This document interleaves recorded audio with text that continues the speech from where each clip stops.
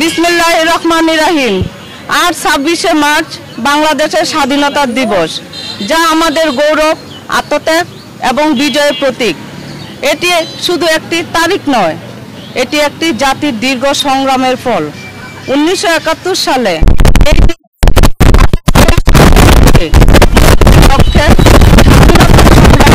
সূচনা হয়। 9 মাসের রক্তক্ষয়ী মুক্তিযুদ্ধের শুরু হয় এখান থেকেই। মুক্তিযুদ্ধের নেতৃত্ব দেন স্বাধীনতার ঘোষক শহীদ রাষ্ট্রপতি জিয়াউর রহমান। ইতিমধ্যে আমরা জানতে পেরেছি 2500 এলাকায় শিশু ধর্ষণের কথা, যা মহামারী রূপ নিয়েছে।